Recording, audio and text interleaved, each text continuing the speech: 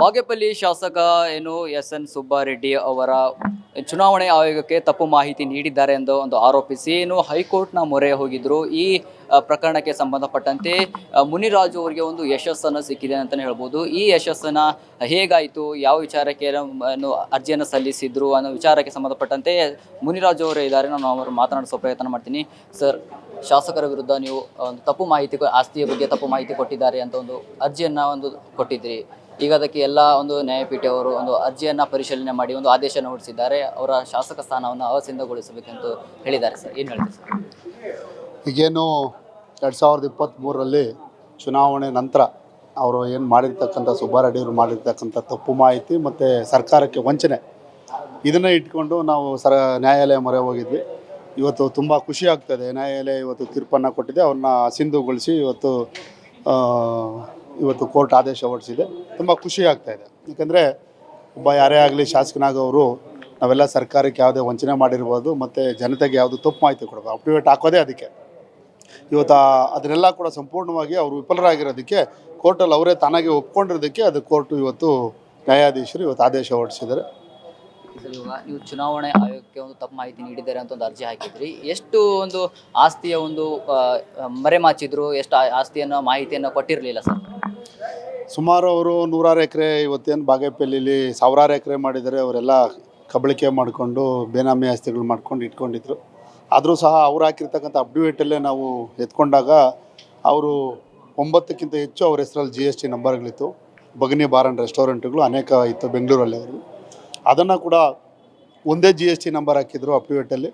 ಮತ್ತು 9 ಕೂಡ ಅವರು ಕಟ್ಟಿರಲಿಲ್ಲ. GSTನ ಈಗಾಗಲೇ 4 ಆಕ್ಟಿವ್ ಇರಲಿಲ್ಲ, 5 ಆಕ್ಟಿವ್ ಇತ್ತು. 4ರಿಂದ 5 ವರ್ಷ GST ಕಟ್ಟಿಲ್ಲ. ದುಡ್ಡೆಲ್ಲ ಅವರೇ ಕೂಡ ಇಟ್ಕೊಂಡು ಇವತ್ತು ಸರ್ಕಾರಕ್ಕೆ ವಂಚನೆ ಮಾಡಿದರು. ಮತ್ತು ಜೊತೆಯಲ್ಲಿ ಅವರಿರ್ತಕ್ಕಂಥ ಬಿಲ್ಡಿಂಗ್ ಇರ್ಬೋದು, ಮನೆ ಇರ್ಬೋದು, ಮತ್ತು ಕಮರ್ಷಿಯಲ್ ಬಿಲ್ಡಿಂಗ್ಗಳಿರ್ಬೋದು, 10ಕ್ಕಿಂತ ಹೆಚ್ಚು ಅವರು ಅಪ್ಡೇಟಲ್ಲಿ ತೋರಿಸಿದ್ದಾರೆ ಅವ್ರದ್ದೇ ಅಂತ. ಅದು ಕೂಡ BBMPಗೆ 2018ರಿಂದ 23ವರೆಗೂ ಟ್ಯಾಕ್ಸ್ ಕಟ್ಟಿರಲಿಲ್ಲ. ಅದನ್ನೆಲ್ಲ ಕೂಡ ಸಂಪೂರ್ಣವಾಗಿ ಹಾಕಿದ್ವಿ.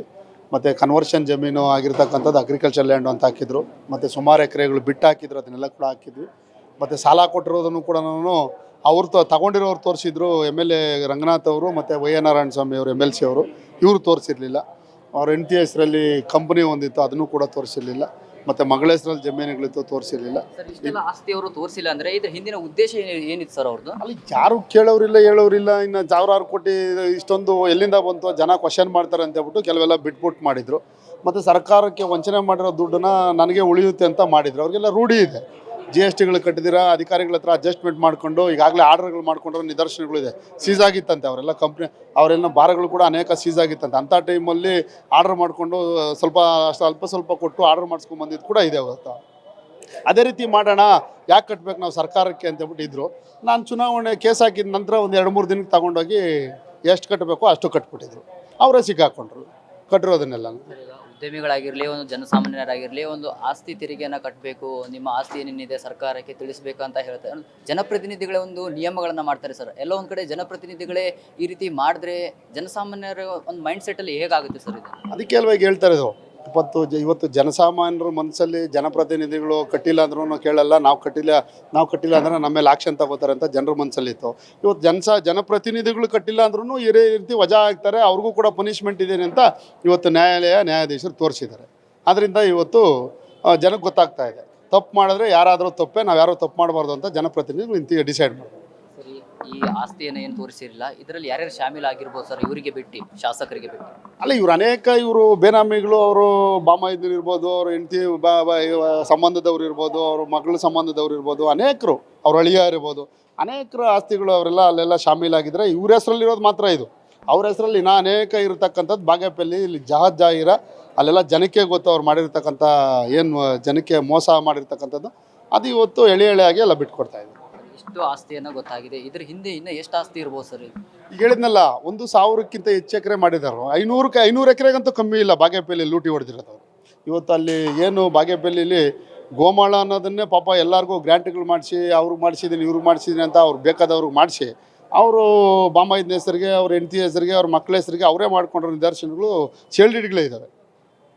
ಸರ್, ಇವಾಗ ಅವರ ಆಯ್ಕೆಯನ್ನು ಸಿಂಧುಗೊಳಿಸಿದ್ದಾರೆ. ಈಗ ಜನ ಏನು ಒಂದು ಉತ್ತಮ ನಾಯಕನಾಗಿ ನಾವು ಆಯ್ಕೆ ಮಾಡಿದ್ವಿ, ಆದರೆ ಈ ಥರ ಅಂತ ಒಂದು ಮಾತನಾಡ್ತಾರೆ ಸರ್. ಈಗ ಅದನ್ನೇ ಹೇಳ್ತಾ ಇರೋದು, ಈಗ ಜನನೇ ತೀರ್ಮಾನ ಕೊಡ್ತಾರೆ, ನೆಕ್ಸ್ಟ್ ಮುಂದಕ್ಕೆ ಹೋದಾಗ ನೆಕ್ಸ್ಟ್ ಇದು ಮಾಡ್ತಾರೆ. ಯಾಕಂದರೆ ಉತ್ತಮ ನಾಯಕ ಅಂತ ಅವರು ಮುಚ್ಚಿಟ್ಬಿಟ್ಟು ತೋರಿಸ್ಕೊಂಡಿದ್ರು. ಇವತ್ತು ಗೊತ್ತಾಗುತ್ತಲ್ಲ ಉತ್ತಮನ ಅನುತ್ತಮನ ಅಂತ. ಇವತ್ತು ಜನಕ್ಕೆ ಗೊತ್ತಾಯ್ತಲ್ಲ, ಇವತ್ತು ಏನು ತಪ್ಪು ಮಾಡಿದ್ದಾರೆ ಅಂತ ಇವತ್ತು ಗೊತ್ತಾಗ್ತಾ ಇದೆ. ನಮ್ಮ ಮಾಧ್ಯಮದ ಮುಖಾಂತರನೂ ಗೊತ್ತಾಗ್ತಾಯಿದೆ ಈಗ ಜನಕ್ಕೆ ಏನೇನು ತಪ್ಪು ಮಾಡಿದ್ದಾರೆ, ಏನೇನು ಹಾಕಿದ್ದಾರೆ ಅಂತ ಜನಕ್ಕೆ ಗೊತ್ತಿರಲಿಲ್ಲ. ಇವತ್ತು ಜನಕ್ಕೇ ಗೊತ್ತಾಯ್ತೀವಿ ಎಲ್ಲ ಕೂಡ. ಸರ್, ಇವಾಗ ಇಷ್ಟೆಲ್ಲ ನೀವು ಕೋರ್ಟ್ ಮೊರೆ ಹೋಗಿದ್ರಿ, ಅರ್ಜಿಯನ್ನು ಸಲ್ಲಿಸಿದ್ರಿ. ಇವಾಗ ನಿಮ್ಮ ಹಿರಿಯರಾಗಿರಲಿ, ಪಕ್ಷದ ಹಿರಿಯರು ಈ ರೀತಿ ಒಂದು ಯಶಸ್ಸು ಸಿಗುತ್ತೆ ನಮಗೆ, ಏನು ಹೇಳ್ತಾ ಇದ್ದಾರೆ ಸರ್ ಅವರು?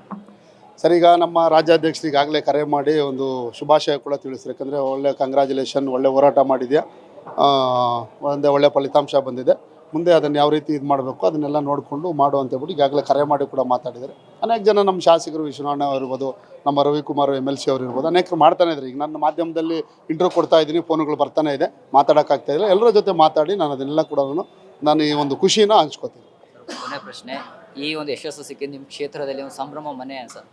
100%. ಇವತ್ತು ಬಾಗೇಪಲ್ಲಿ ಜನ ಇವತ್ತು ಕುಣಿತಾ ಇರ್ತಾರೆ. ಯಾಕಂದರೆ ಇವತ್ತು ಒಬ್ಬ ಭ್ರಷ್ಟ ಶಾಸಕ ತೊಲಗದ ನಮ್ಮ ಕ್ಷೇತ್ರದಿಂದ ಅಂತ ಜನನೇ ಖುಷಿಯಾಗಿರ್ತಾರೆ.